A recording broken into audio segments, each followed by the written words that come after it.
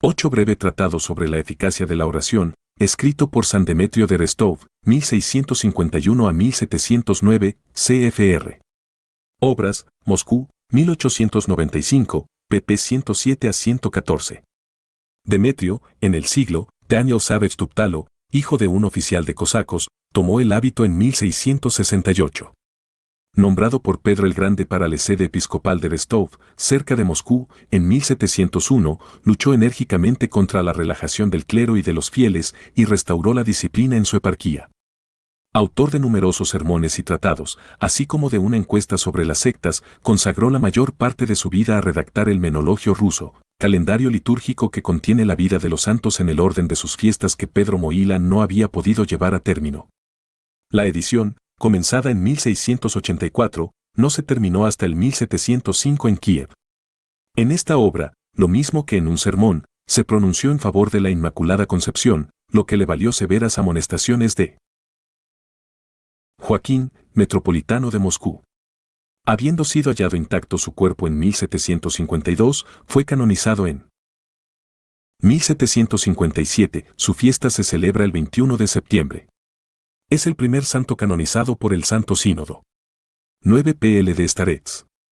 El starets, o el anciano, es un monje o un solitario que hace vida ascética o de oración, y que, sin tener una función particular en el monasterio, es elegido por los monjes jóvenes o por los laicos como maestro espiritual. La caridad de parte del maestro y la humildad de parte del discípulo son las virtudes sobre las que se establece una relación espiritual más íntima que lo que en Occidente se llama la dirección de conciencia.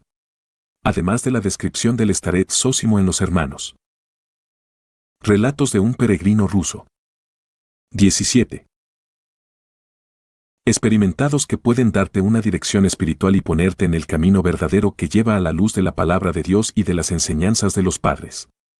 Mirad, Padre, hace alrededor de un año que, estando en un oficio, oí este mandamiento del apóstol: orad sin cesar.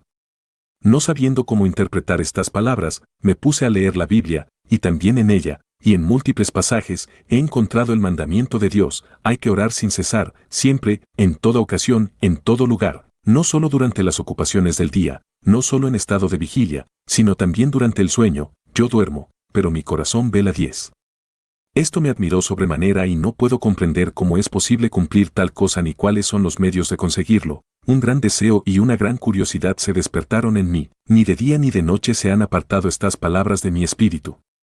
Me puse también a visitar las iglesias y a oír sermones sobre la oración, pero en vano, nunca he podido saber cómo orar sin cesar. Hablaban siempre en ellos de la preparación a la oración o de sus frutos, sin enseñar cómo orar sin cesar, ni qué significa tal oración. A menudo he leído la Biblia y en ella he vuelto a encontrar lo mismo que había oído, pero no he podido comprender lo que tanto ansío. Así que durante todo este tiempo ando lleno de incertidumbre e inquietud.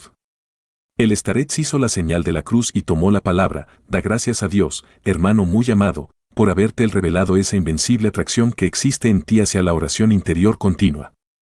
Reconoce en eso el llamamiento de Dios y tranquilízate pensando que así ha sido debidamente probado el acuerdo de tu voluntad con la palabra divina. Te ha sido dado comprender que no es ni la sabiduría de este mundo ni un vano deseo de conocimiento lo que conduce a la luz celestial, la continua oración interior, sino al contrario, la pobreza de espíritu y la experiencia activa en la simplicidad del corazón. Por eso no es de maravillar que no hayas oído ninguna cosa profunda acerca del acto de orar y que nada hayas podido aprender acerca del modo de llegar a esta perpetua actividad. En verdad, se predica mucho acerca de la oración y sobre esta materia existen no pocas obras recientes, pero todos los juicios de sus autores están fundados en la especulación intelectual, en los conceptos de la razón natural, y no en la experiencia que resulta de la acción. Hablan más de lo que a la oración es accesorio que de la esencia de la oración. El uno explica muy bien por qué hay que orar, el otro trata de los efectos. Karamazov, se dan muchos detalles sobre este particular en el libro tan completo de Igor Smolitz, Leben und Lehre der Starsen, Viena, 1936. 10 Kant. V. 2.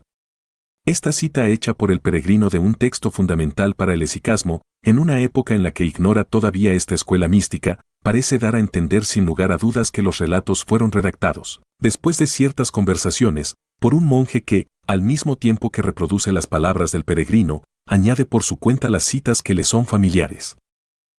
Relatos de un peregrino ruso. 18.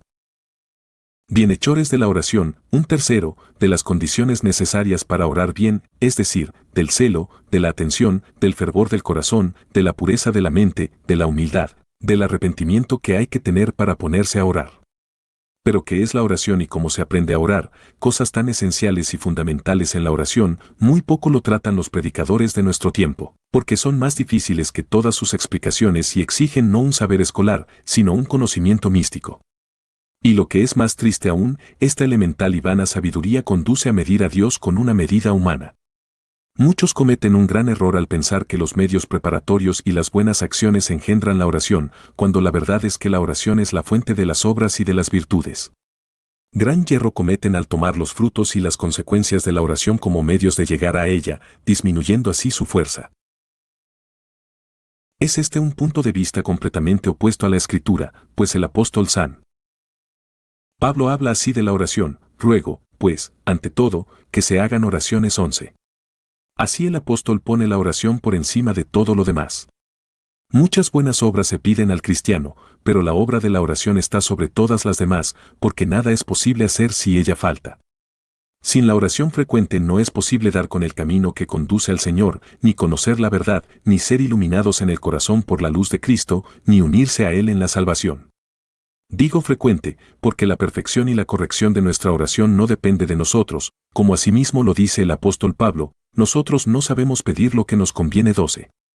Solo su frecuencia ha sido puesta en nuestras manos, como medio de alcanzar la pureza de oración que es la madre de todo bien espiritual. Hazte con la madre y tendrás descendencia, dice San Isaac el Sirio 13, queriéndonos dar a entender que primero hay que adquirir la oración. 11 Ichem 2, 1. 12 Rom 8, 26. 13 Isaac de Nínive, llamado también el Sirio. Asceta y místico nestoriano de fines del siglo VII. Originario de Arabia, región del Bait Cataraya, en la costa del Golfo Pérsico frente a las islas de Bahrein, entró de joven en el convento de Mar Mattay en el Jabal Makkub, a unos 30 kilómetros al norte de Mosul. Elevado a la sede episcopal de Nínive por el patriarca nestoriano Jorge, 660 a 680, no pudo mantenerse en ella sin duda a causa de los celos del clero local contra un extranjero, y se retiró a los 5 meses. Murió a una edad muy avanzada en el convento de Rabban Shabe, habiendo quedado ciego a consecuencia de sus austeridades y sus lecturas. De sus obras, traducidas al griego en el siglo XVIII y publicadas por Nicéforo Teotoki, Segunda ed., Atenas, 1895, se encuentran algunos extractos en Migne, Patrologie Grecque, de 86. Col. 811 a 886. Com. El título del Liber de Contemplum Mundi están así reunidos 25 sermones diferentes, arbitrariamente distribuidos en 53 capítulos. La misma colección ha sido incluida en las filocalías griega y eslava.